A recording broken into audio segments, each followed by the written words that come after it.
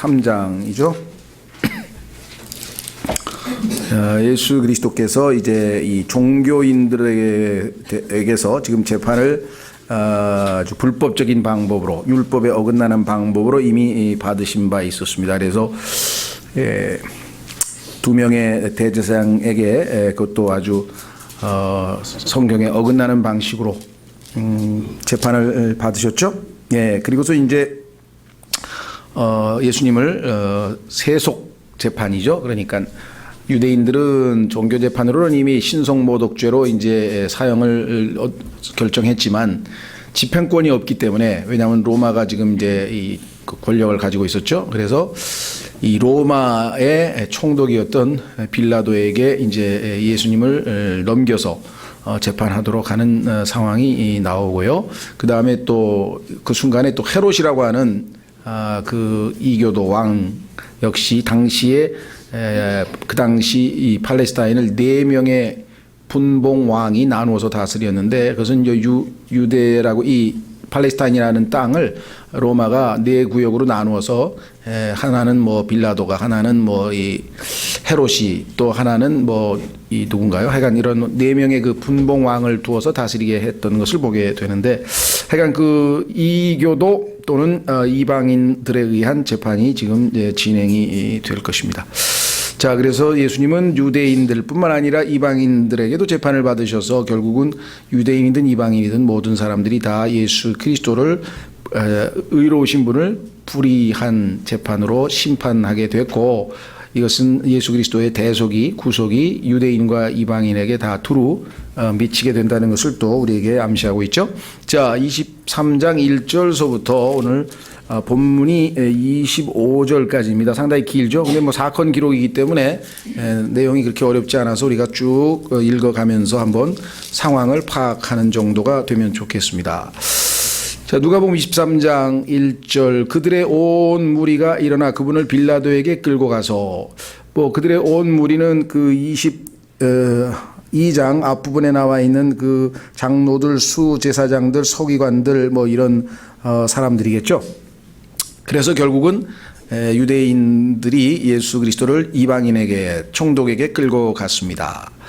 그들의 온 무리가 일어나 그분을 빌라도에게 끌고 가서 그분을 고소하기 시작하여 이르되, 자, 이들은 사실은 신성모독으로 예수님을 이제 정죄했는데, 그런 종교적인 이슈를 가지고는 로마의 법정에서는 정죄받기가 어렵겠죠. 왜냐하면 유대인들에게 뿐만 아니라 로마인들은 자신들이 정복한 모든 지역에서의 그 종교의 자유는 그 백성의, 그 민족의 어떤 관습이나 이런 것에 그냥 허용을 해줬기 때문에 그걸 가지고 시비를 건다면 이 처형이 되지 않을 걸 알고 아주 얄팍한 술수를 써서 아주 로마 총독이 보기에 요건 사형감이다 이렇게 하도록 지금 이제 죄목을 바꿨습니다.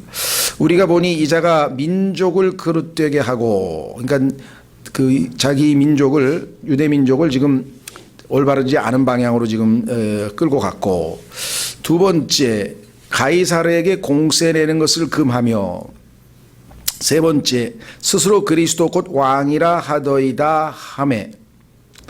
자, 이 세 가지가, 첫째는 민족을 그릇되게 한다고 하는 것은 이들이 보기에 그랬겠지만 사실 민족을 올바른 길로 하나님이신 예수 그리스도께서 내가 곧 길이요 하면서 올바른 길로 인도하셨는데 이들이 따르지 않았을 뿐이고, 따라서 합당한 고소가 되기는 어렵겠죠. 많은 백성들도 예수님을 따랐기 때문에. 두 번째, 가이사르에게 공세 내는 것, 이것은 얼마든지 가이사르의 것은 가이사르에게 내라고 또 주님께서 말씀하셨으니까 공세를 내지 말라고 금한 적은 없죠. 오히려 국가 권력에 대해서 예수님은 세금을 내기 위해서 여러 번 긍정적으로 세금을 낼 것을 말씀하셨고요. 세 번째, 스스로 그리스도 곧 왕이라고 하더이다. 이것은 스스로 자진해서 얘기하기보다는 그들이 계속해서 질문을 해댔기 때문에 거기에 대한 답변으로 예수님께서 말씀하신 것이겠죠. 자, 그래서 왕이라고 하신 것은, 즉 그리스도라고 스스로를 고백하신 것은 맞지만 그것이 뭐 자발적으로 나서서 하신 것은 아니었다. 이 모든 것으로 봤을 때는 지금 고소가 정당한 고소는 아니죠. 그래서 빌라도가 그분께 물어 이르되, 네가 유대인들의 왕이냐? 이렇게 물어봤어요. 왜? 왕이라고 한다니까 사칭. 그분께서 그에게 대답하여 이르시되 네가 그렇게 말하는도다 하시니라. 앞서 우리는 내가 그렇게 말하는도다라고 하는 이 유대적 표현은 네가 말한 대로 그대로다, 맞다, 아주 긍정적으로 답변하는 것이라고 말씀을 드린 바 있었죠. 표현 방식이다. 이에 빌라도가 수제사장들과 사람들에게 이르되 나는 이 사람에게서 아무 잘못도 찾지 못하였노라 하매, 로마의 법체계에 따르면 예수 그리스도를 고소한 그 내용들을 보면 증거도 없고 따라서 이 법적으로 처벌받아야 될 아무런 혐의가 없다. 이렇게 해서 이제 1차적으로 척결을 했습니다. 그런데 문제는 그들이 더욱 사나워져 이르되, 의외의 판결이 나왔어요. 자신들의 말을 안 듣고. 그래서 이들은 자신들의 목적을 달성하기 위해서 더욱 사나워져서 이르되 그가 온 유대인 거주지에서 두루 가르치고 갈릴리에서부터 시작하여 이곳까지 와서 백성을 선동하나이다 하니. 자, 갈릴리에서부터 예루살렘까지 예수님께서 백성을 가르친 것은 사실이지만 선동했다. 보기 나름이겠죠? 네. 선동이라고 하는 것도 우리가 보기에 두 가지 측면에서 볼 수 있습니다. 예를 들면 좋은 일로 우리의 마음을 북돋아 줄 때도 역시 이 단어를 쓸 수가 있죠. 그러니까 너희가 회개하고 돌아서서 하나님을 믿으라, 또 나를 믿으라, 이렇게 예수님께서 말씀하셨다면 그것은 좋은 쪽에서의 선동이죠. 네. 선동 자체는 좀 부정적인 말이겠습니다만은 좋은 쪽으로 얘기를 한 겁니다. 그런데 지금 다른 사람들이 지금 이 얘기할 때에는 어떤 식으로 얘기를 했냐면 나쁜 쪽으로 백성을 선동해서 로마를 대적하는 반역을 일으키려고 하는 뭐 이런 쪽으로 지금 몰고 갔죠. 예, 그래서 이들은 지금 어떻게든 로마의 총독으로부터 사형 선고가 나올 수 있는 거짓 고소를 지금 계속해서 해대고 있습니다. 한 가지 주의하실 것은 여기 유대인 거주지에서라고 했을 때 갈릴리서부터 이곳까지, 그러니까 이스라엘 그 영토 전체를 유대인 거주지역으로 얘기했다는 것은 우리가 일반적으로 생각할 때 유대인은 유다 지파에 해당되는 사람인 것처럼 오해하는 분들이 계신데 그렇지 않습니다. 유대인이라고 하는 것은 갈릴리 출신의 베드로도 유대인이라고 했던 걸 보면 유대인이라고 하는 이름은 이스라엘 민족 전체에 대한 공통적인 명칭이다. 일부 이제 유다 출신, 북왕국은 아니고 남왕국 출신만 얘기한다, 이렇게 혹간 가르치는 분들도 계신데 성경적으로 보면 근거가 없죠. 여섯 번째 6절, 빌라도가 갈릴리라는 말을 듣고 지금 이제 어떻게 하면 빠져나올까? 지금 자기는 지금 무죄 판결을 냈는데 그 판결을 안 받아들이고 더 사나워지니까 그 순간에 이제 자기가 여기서 빠져나올 궁리를 하는 순간에 핑계거리가 생겼어요. 그것은 뭐냐? 갈릴리란 말을 5절에 했단 말이에요. 그러니까 갈릴리란 말을 듣고 그 사람이 갈릴리 사람인지 물어. 실제적으로 예수님은 출생은 베들레헴에서 했고요, 유다에서. 사시기는 나사렛 갈릴리 지역에서 사셨기 때문에 뭐 두 개 다 해당되겠죠. 하나는 출생지고 하나는 고향인데 어쨌거나 갈릴리 사람인지 물어. 그분이 헤롯의 관할에 속한 줄을 알고 곧 헤롯에게 그분을 보내었는데 그때에 그도 예루살렘에 있더라. 헤롯이 지금 갈릴리를 담당하고 있는, 즉 팔레스타인을 네 구분으로 나눠서 영토를 넷으로 나눠서 하나는 유대 총독, 하나는 헤롯, 그 다음에 또 두 명의 4분 영주가 있었는데 갈릴리 지역은 담당이 누구냐면 헤롯이라 이 말이야. 그러면 그 헤롯 담당이구나. 우리도 요즘에 뭐 경찰이 보면 자기 구역, 자기 담당 그거 따지다가 뭐 어떨 때는 뭐 범인을 놓치기도 하고 뭐 협조가 잘 안 되고 이런 일들이 벌어지는데 당시에 보니까 그러면 내가 처리할 게 아니고 내가 재판할 게 아니고 헤롯에게 보내야 되겠다라고 지금 헤롯을 보냈는데 그때 헤롯이 마침 예루살렘을 방문 중이었다. 아시다시피 유대인들이 지금 이제 6월절이 곧 시작이 됩니다. 그러면 전국에서 또 전 유럽에서 당시 지중해에 있는 지역에서 이 명절을 지키기 위해서, 즉 6월절 명절을 지키기 위해서 사람들이 이제 몰려들고 있었던 상황이니까 당연히 헤롯도 지금 그 명절을 뭐 자기가 지키는 건 아니지만 구경하기 위해서라도 지금 보기 위해서라도 지금 와 있는 거죠. 예루살렘에. 자, 그래서 8절, 헤롯이 예수님을 보고 크게 반가워하니 이는 그가 그분에 대해 많은 것을 들었으므로 오랫동안 그분을 보기를 원하였고 또 그분께서 행하시는 어떤 기적을 보려고 바랐기 때문이더라. 예수님에 대해서 들은 소문은 많은데 너무나 납득하기 어려운 그런 기적도 들었고 어마어마한 얘기를 많이 들었다 이 말이죠. 야, 내 이 자를 한번 만나긴 만나야 되겠는데 라고 했는데 마침 빌라도가 자기에게 송환해서 보낸다고 하니까 너무 반가웠다 그 소리겠죠. 오랫동안 그분 보기를 원하였고 또 그분께서 행하신 어떤 기적을 보려고 바랐기 때문이더라. 이제 이게 목적이 문제죠. 너무나 많은 사람들이 하나님을 만나기를 원하고 예수님을 만나기를 원하고 믿기를 원하고 뭐 이런 그 있는데 내적인 동기가 뭐냐 이거. 하나님 믿어서 어떻게 하겠냐는 거죠. 예를 들면 뭐 물질적인 축복을 받고 싶다. 뭐 자식이 잘 되고 싶다. 아니면 내가 지금 현안이 얽혀 있는 문제를 해결하고 싶다. 뭐 대부분 보면은 그런 실질적인 어떤 실용적인 이유와 목적과 동기를 가지고 지금 하나님을 찾게 마련인데 그렇죠? 예. 정말 그분이 누구이신지를 내가 알고 정말 그분이 나의 창조주이시고 나의 온 우주의 주관자이시고 구약에 예언되어 있는 그 참 왕이신 메시아라고 한다면 내가 그분을 믿고 따르는 것이 내 인생의 본분이 되겠다 라고 생각해서 예수님을 만나러 온 게 아니고 그렇죠? 물론 우리가 처음에 좀 순수치 못한 동기로 내 문제 해결을 위해서 괴로우니까 뭐 이런 등등의 이유로 예수님을 믿을 수는 있습니다. 그러나 예수님을 믿는 순간서부터 시작해서 그렇죠? 자신이 죄인인 것을 알고 죄 사함을 받고 그분으로 말미암아 새로운 생명을 얻고 하나님의 말씀에 따라 새로운 가치관과 새로운 인생관을 갖게 되면 변화가 돼야 될 터인데 그게 아니고 계속해서 야 이게 문제 해결했으니까 야 이 양반이 보면 계속 믿으면 이제 좋은 일만 생기겠구나 이렇게 해서 예수 그리스도를 믿고 따른다면 그건 이제 잘못 짚은 거죠.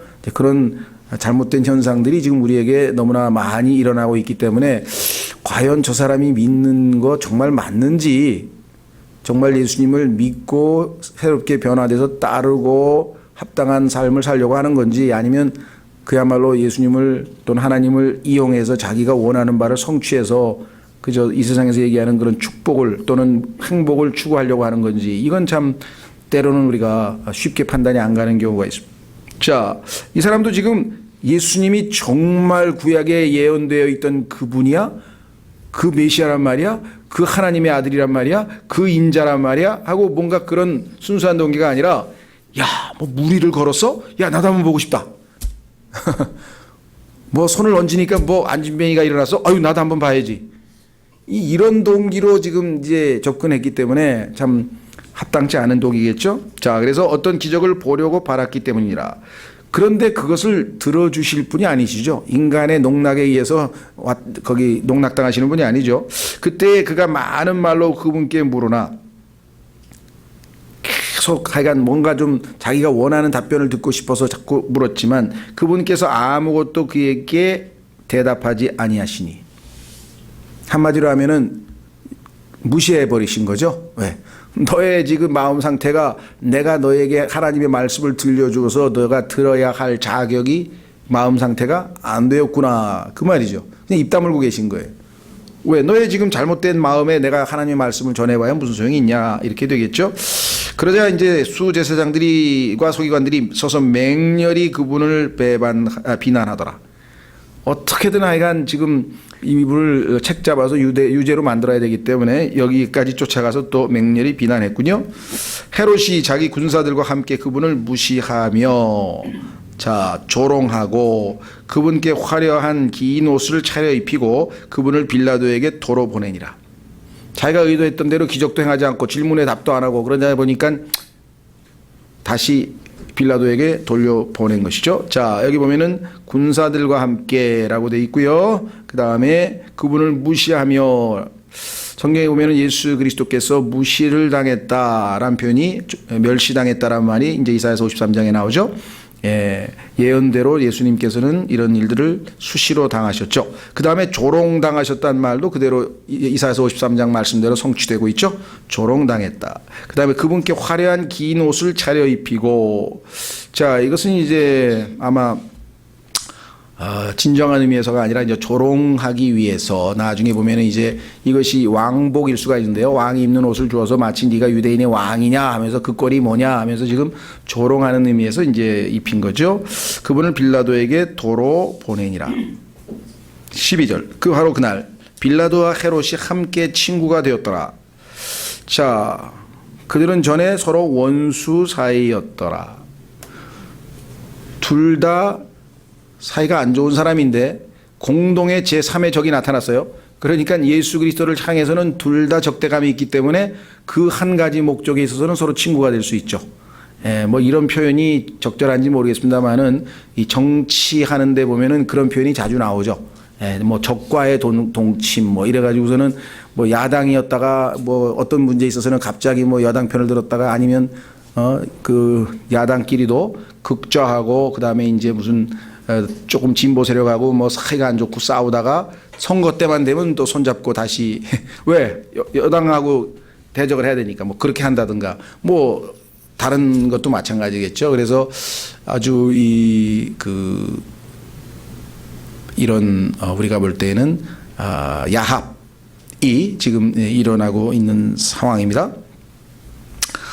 종교 세계에서 특히 사탄이 이제 그 자신들의 모든 세력을 나중에 다 통합시키죠.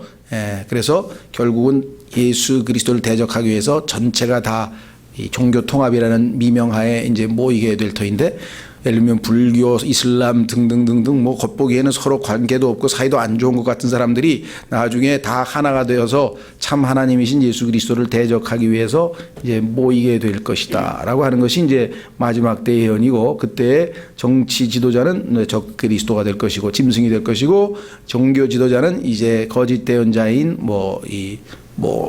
교황이 되든 아니면 그와 비슷한 어떤 존재가 되든, 그렇죠? 그래서 결국은 이 예수 그리스도를 대적하는 세력이 이 땅에 이방인을 지배하는 시대가 올 것이다. 그리고 마지막 순간에 이제 그들을 아마겟돈에서 모아서 심판하시기 위해서 예수 그리스도께서 재림하시게 될 것을 우리는 이제 하나님께서 만들어 놓으신 시나리오에 의해서 우리가 이제 종말론을 배웠는데요. 자, 서로 원수 사이였던 자들이 이제 하나가 됐습니다. 친구가 되었더라라고 얘기를 했네요. 13절, 빌라도가 수제사장들과 치리자들과 백성을 함께 불러. 제사장이 보면은요, 수제사장들이 있고 대제사장이 또 있어요. 그래서 수대, 이게 지금 하나는 하이 프리스트라고 그러고 하나는 치프라고 그랬는데, 이 제사장들의 어떤 그 급수가 이렇게 여러 종류가 있고, 자, 그 다음에 치리자들과 백성을 함께 불러 그들에게 이르되, 너희가 이 사람을 내게로 데려와 백성을 나쁜 길로 이끄는 자라 하였도다. 아까 분명하게 그 2절에서 민족을 그릇되게 하고 오라고 하는 고소를 아까 얘기를 했죠. 그런데 내가 너희 앞에서 그를 조사하였으되 너희가 고소하는 그 일들에 대하여 내가 이 사람에게서 아무 잘못도 찾지 못하였고, 나도 아무 잘못도 찾지 못하였고, 그래서 내가 헤롯에게 보냈는데, 헤롯 관할이니까 내가 너희를 헤롯에게 보내었으나 그 역시 전혀 찾지 못하였도다. 보라, 그는 죽을 일을 하지 아니하였느니라. 자, 우리가 생각할 때에는요, 분명히 아까 판결을 내렸잖아요. 4절에서 나는 이 사람에게서 아무 잘못도 찾지 못하였노라 하며, 현대 그 심판에서는요, 소위 말하면 한 가지를 가지고 우리나라에서 뭐 1심, 2심, 3심이라는 게 있지만은 소위 말하면 이미 판결이 내려졌는데, 그렇죠? 똑같은 사람한테 가서 우리는 1심에서 끝나면 2심에서는 판사도 달라지고 얻은 게 다 달라지잖아요. 그렇죠? 그거는 이제 우리의 제도에 있어서 1심, 2심, 3심을 이제 공정한 재판을 하기 위한 제도지만, 이 당시에는 이제 그런 재판이 없이, 예를 들면 지금 빌라도가 판결을 내렸는데 그 빌라도한테 또 가서 똑같은 재판을 한다는 것은 불법이죠. 소위 말하면 이것을 영어로 우리가 이제 더블 제퍼디라고 하는데, 더블 제퍼디. 우리말로는 이게 아마 일사부재리의 원칙이라 아마 이런 표현으로 이제 쓰이는 것 같아요. 그러니까 한 가지 문제에 대해서 한 번 재판받으면 그걸로 끝이고, 거기에서 만약에 뭐 형벌이 떨어졌으면 그걸로 끝이지, 그 똑같은 죄를 가지고 또 다시 재판을 받아서 거기에 뭐 2번 심판을 한다든가, 이건 없습니다. 그래서 지금 이제 그 이방인들도 지금 현행법을 어겨서 사실은 이제 했고, 율법도 아까 유대인들도 지난번에 보니까 어겼다 그랬죠. 자, 실제로 이 빌라도는요, 예수님을 놓아주려고 6번인가 아마 기회를 엿봤는데 실패했고, 5번에 걸쳐서 아마 무죄다 이렇게 판결을 내렸는데도 결국은 자기의 뜻을 관철하지 못했어요. 그만큼 유대인들이 아주 집요하게 나중에는 소요가 일어날 정도까지 이제 됐기 때문에, 어떤 그 정직한 판결보다는 사람을 두려워한 일종의, 요즘 현대적인 표현을 하면 정치적 판결을 지금 내린 셈이 된 것이죠.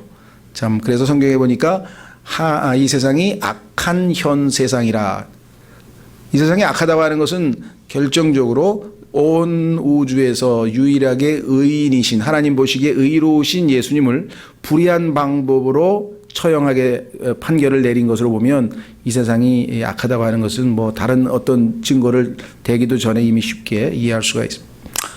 자, 그러므로 내가 그를 징계하고 놓아주리라.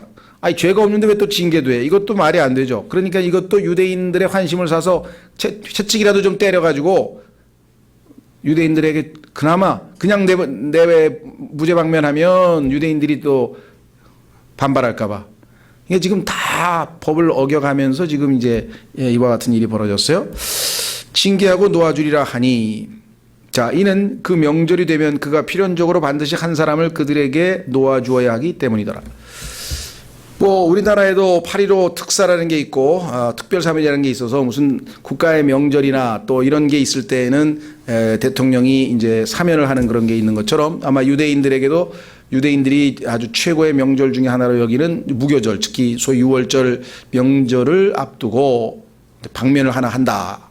그렇게 이제 그 규정이 돼 있기 때문에 이제 그것을 통해서 이용해서 빌라도는 예수님을 놔줘야 되겠다.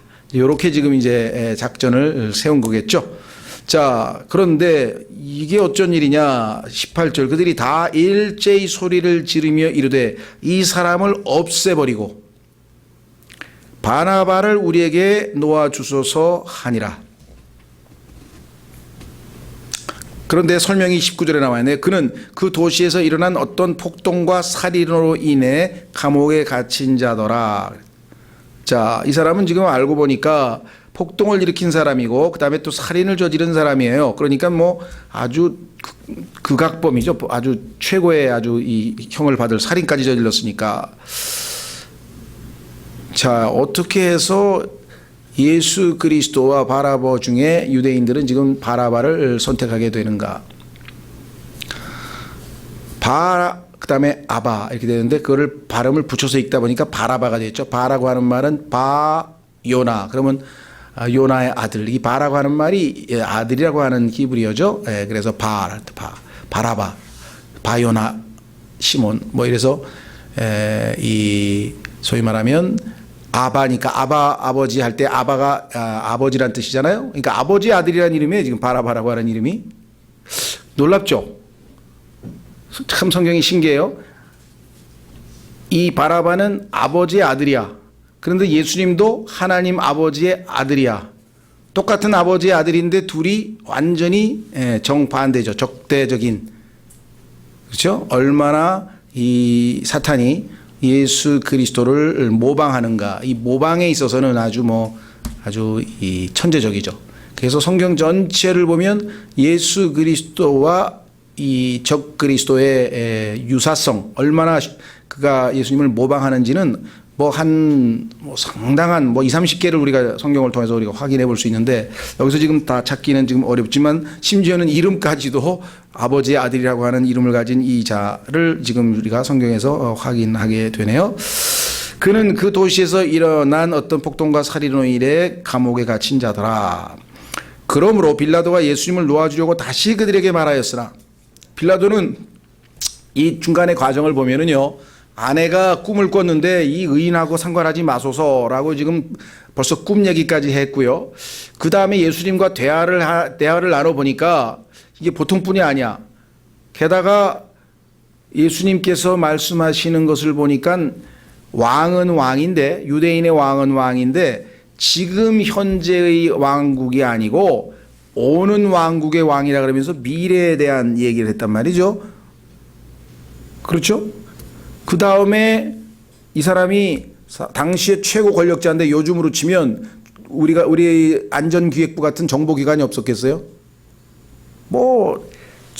예수님에 대해서 그냥 전부 모든 걸 다 조사했습니다. 언제 태어나서 무슨 일이 있었고 정보를 다 가지고 있어요. 근데 보니까 물 위를 걸어갔다 그러지, 죽은 자를 살렸다 그러지, 지금 정보만 봐도 이게 도저히 이 사람이 무슨 죄에 대한 것도 없고 죄는 말할 것도 없고 이 너무나 신비한 인물인데 자기 부인은 꿈꿔지 꿨다 그랬지, 만나 대화를 해보니까 그 권위와 말에 압도당하지, 이건 그 속으로 이분은 뭔가 특별한 분이다. 뭐 그분이 속으로 어디까지 알았는지 모르겠어요. 야, 이거 유대인의 예언의 구약의 예언 그대로 이거 진짜 메시아 아니야? 이거? 라고까지 생각했는지도 모르죠. 왜냐하면 그 정도의 그 총독의 정보력이라고 한다면 이 사람이 조금만 분별력이 있다면 유대 문화에 정통했다면 충분히 납득하고도 남을 정도인데 그러니까 어쨌거나 나는 이 사람을 죽이면 안 되겠다고 하는 그 마음의 꺼리낌은 지금 계속 있는 거예요. 그래서 어떻게든지 좀 어떻게 빠져나가려고 자기가 사형 집행을 판결을 내리는 총책임자잖아요. 그 자기가 죽일 수는 없다 이 말이지. 그렇죠? 예. 그러나 하나님께서 정말 이 정한 아마 수순에 따라서 이게 움직이고 있는 모양인데요. 이렇게 됐습니다. 자, 그들이 뭐라고 얘기했냐 보세요. 소리를 지르며 그를 십자가에 못 박으소서 그를 십자가에 못 박으소서 하매. 자, 성경에 보면요. 유대인들의 사형 방식은 돌로 치는 겁니다. 성경에 여러 번 나오죠. 돌로 쳐서 죽이는 것이 유대인들의 사형 방식이고 그 다음에 이방인들은 나무에 매다는 거예요. 그게 이제 십자가 방식인데 나무에 매다는데 그 중에서도 아주 극한적인 범죄에 해당되는 사람만 이제 이 극형이죠. 극형 중에 극형이 이제 십자가 처형인데 예수 그리스도가 이제 나무에 달릴 것이라고 하는 것은 창세기 요한복음 3장에서 예수님께서 자기가 뱀처럼 모세가 놋뱀을 높이 단 것처럼 자기가 달릴 것에 대해서 요한복음 3장에 말씀하셨고 8장에 말씀하셨고 12장에 말씀하셨죠. 자기는 들릴 것이다. 나무에 달리게 해서 자기가 십자가에 죽으실 것을 미리 예언했단 말이죠. 그러니까 그 예언대로 이 사람들은 십자가에 못 박으라고 자신들은 아마 지금 하나님께서 예언하신 대로 자기도 모르게 지금 말하고 있다는 사실도 전혀 모르고 있는 거죠. 그렇죠? 자, 그런데 예수님은 지금 자신이 십자가에 못 박아 죽으실 것을 미리 알고 계셨어요. 그들은 거기에 맞춰서 그를 십자가에 못 박으라고 지금 외치고 있습니다. 그를 십자가에 못 박으소서 하매 그가 그들에게 세 번째 이르되 도대체 그가 무슨 악한 일을 행하였느냐? 죄를 져야 벌을 주는데 죄를 진 게 없는데 왜 벌을 주라고 하느냐? 이렇게 된 거죠. 나는 그에게서 죽일 이유를 찾지 못하였으니 그러므로 그를 징계하고 가게 하리라. 증거도 없고 이유도 없고 그래서 다시 한번 판결을 또 내리게 됩니다. 어떻게든지 피해보려고. 그런데 그들이 큰 소리로 재촉하며 그분을 십자가에 못 박을 것을 요구하니 이미 사탄이 이들에게 어마어마한 영적 파워를 줘서 지금 이 빌라도는 이들의 그 소리 지르는 그 소요에 지금 압도당하고 있어요. 우리가 생각할 때는 그게 가능한가? 아니 총독이면 지금 이 사람들 그냥 질서 유지권을 발동해서 군대 동원해가지고 그냥 딱 휘어잡으면 끝날 거 아닌가? 우리 생각에는 그렇게 생각될지 모르지만 여기에는 뭔가 영적인 것이 개입된 것 같아요. 과거에도 보면 그런 얘기를 하더라고요. 이 통일교 같은 데서는 이제 세계 무슨 뭐 평화협의회 뭐 교수협의회 뭐 이런 걸 만들어 가지고 이제 사람들을 자기 편으로 끌어들이기 위한 여러 가지 조직을 만드는데 그 중에는 이제 그 교수들을 해외 연수를 갈 수 있는 뭐 돈을 준다든가 아니면은 뭐 연구비를 준다든가 이렇게 해서 그런 그 조직을 만들었단 말이죠.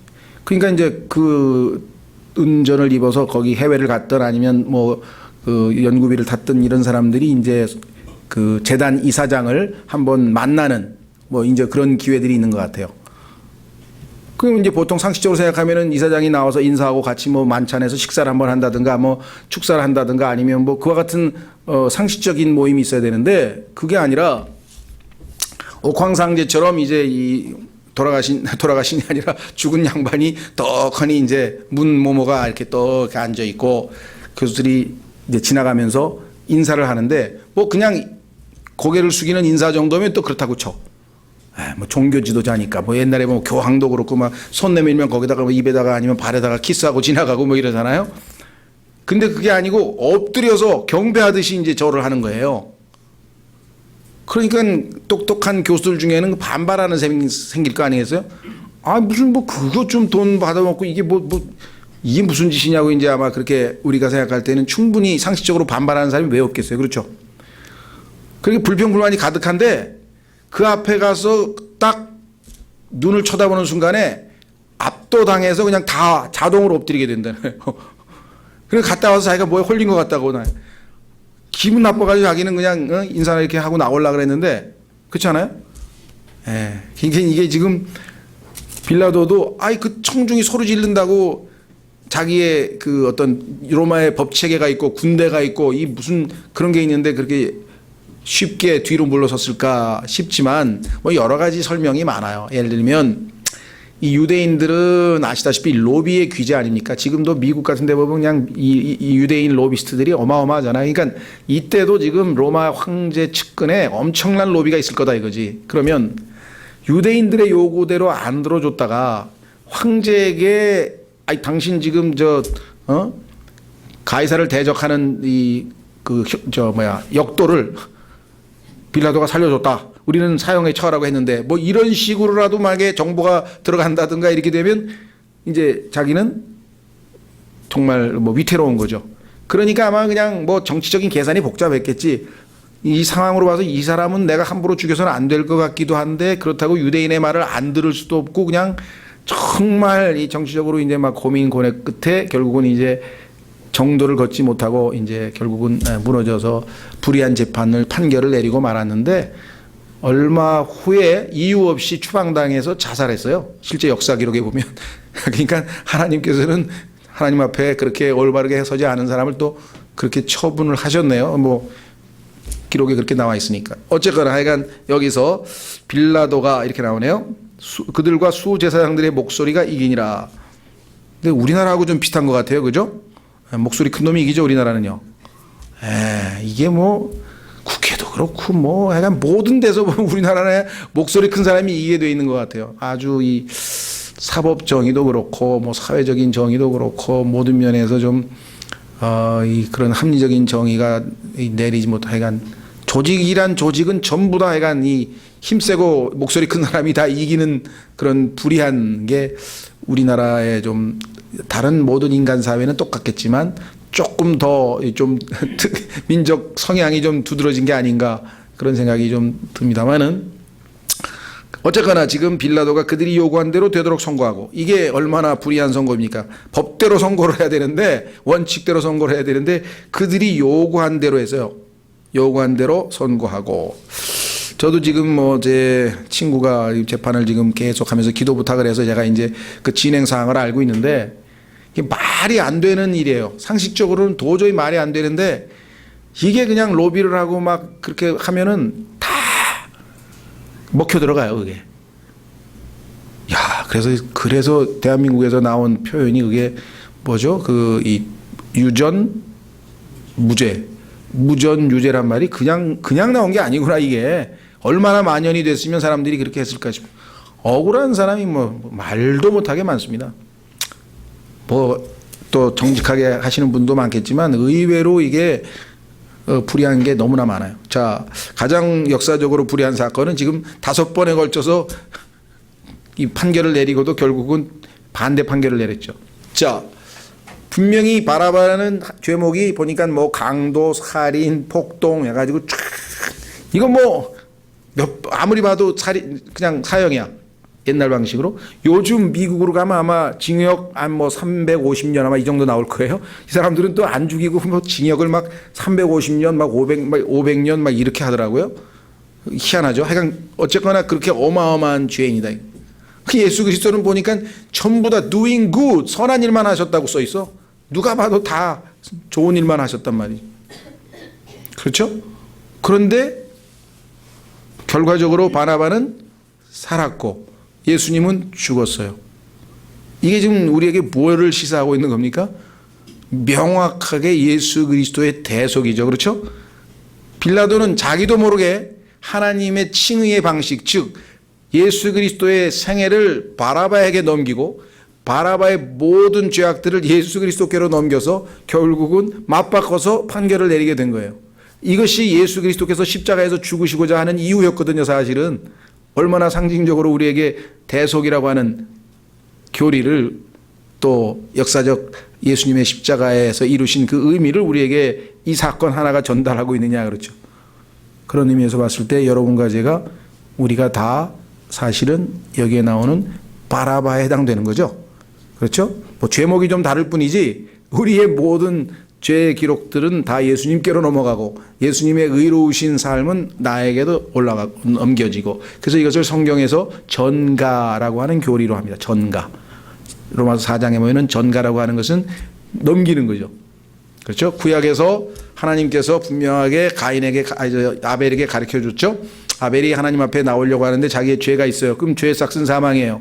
그런데 자기는 죽을 수가 없잖아. 그래서 아무런 죄 없는, 흠 없는 어린 양을 한 마리 잡아서 데리고 와서 딱 앞에 놓고 손을 얹죠. 그걸 안수라고 하는데, 손을 얹는 순간에 이 아벨의 죄가 다 이 어린 양에게로 넘어갑니다. 이걸 전가라 그러죠. 다 전가시켰어요. 그러면 이 어린 양은 지금 하나님 보시기에는 아벨이야, 이 사람이. 아벨을 대신해서 죄덩어리가 돼서 아벨의 죄 심판을 하는 거죠. 이것이 예수 그리스도께서 우리를 대신해서 죽으신 바로 그것이죠. 그래서 여기 지금 바나바를 통해서 우리는 위대한 구원의 교리를 여기서 확인하게 됩니다. 자, 그래서 25절, 그들이 원하던 자 곧 폭동과 살인노일에 감옥에 갇힌 자는 그들에게 놓아주고, 여러분과 제가 노임당한 것 아시겠죠? 죄로부터, 죽음으로부터, 멸망으로부터 놓아주고 예수님은 넘겨주어 그들의 뜻대로 하게 하니라. 그래서 결국은 이것이 바로 예수 그리스도께서 십자가에서 죽으실 때 이루시고자 하는 그것을 이미 여기서 어떤 의미에서는 리허설을 한 셈이 되었습니다. 자, 그래서 결국은 실제로는요 26절에까지 우리가 이제 보는데, 왜냐하면 27절서부터 문단 표시가 바뀌고 있어요. 우리는 지금 그 성경에서 문단 나누기를 지금 인위적으로 25절에서 지금 해놨죠. 뭐 그것이 잘못됐다는 건 아닙니다. 뭐 그렇게 해놓은 성경들이 더러 있습니다만은 성경 자체에서는 사실은 지금 27절에서 문단이 나뉘고 있어요. 그렇죠? 이 표시를 기억하시면 됩니다. 이 성경에서 이 표시를 잘못 이해하면은 굉장히 오해를 살 수가 있어요. 이 문단이 분명히 나눠졌는데도 불구하고 이 문단을 잘못 나누면 성경 해석에 있어서 아주 대단히 큰 문제가 발생할 수도 있습니다. 그래서 예를 하나 한번 시간이 될까 모르겠는데 요엘서로 한번 가보겠습니다. 요엘서. 구약의 요엘서에 가보면은 이런 비슷한 상황이 하나 발생을 합니다.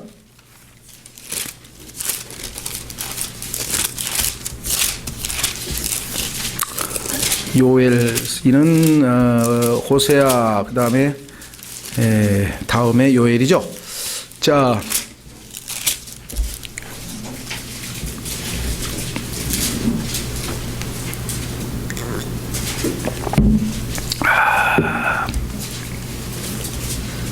요엘서 2장 11절.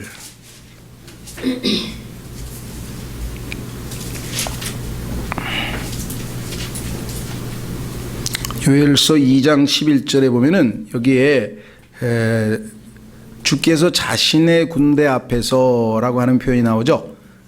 주께서 자신의 군대 앞에서라고 하는 표현이 나오는데, 일부 주석 성경들이 12절, 11절까지가 지금 한 문단이잖아요. 지금 문단 표시가 지금 11절에서 끝나죠.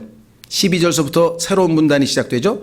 그런데 10절에서 새로운 문단이 시작되는 것처럼 문단을 나누어서 11절에 나오는 이 자신의 군대라고 한 표현을 그의 군대라고 해서 이게 소위 말하면 예수님의 군대가 아니고 적그리스도의 군대인 것처럼 반대로 해석하는 빌미를 제공한, 아주 이 문단 나누기를 참 조심하셔야 됩니다. 성경에 보면은 그 문단 나누기가 쭉 구약서부터 킹제임 성경에 다 제시되어 있어요. 그런데 오늘날 일부 성서들에서는 이 문단 나누기 표시를 다 없애버리는 성경도 있어요. 아예. 그럼 안 되죠. 분명하게 하나님께서 뭔가 다른 테마로 또는 무슨 전환이 이루어졌기 때문에 이것을 기록하죠. 다만 놀라운 사실은 사도행전으로 가보겠습니다. 마지막 구절에 보면은 사도행전 20장. 사도행전 20장.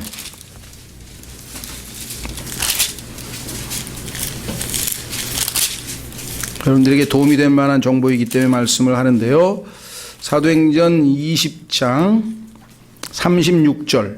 사도행전 20장 36절서부터는요.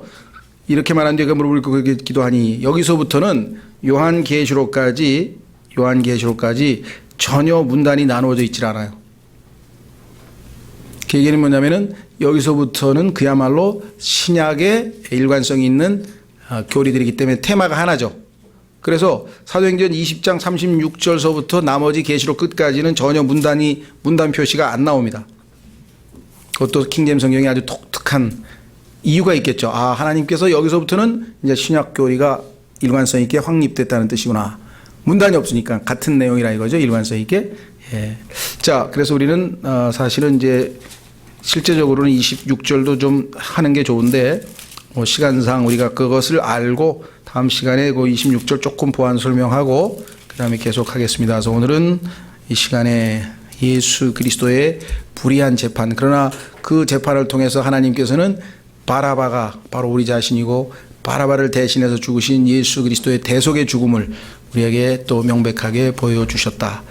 이 대속의 죽음으로 인해 우리가 구원 얻은 것에 대해서 감사하시고요. 잠깐 우리 오늘 말씀을 놓고 기도하고 그 다음에 흩어져서 기도하겠습니다.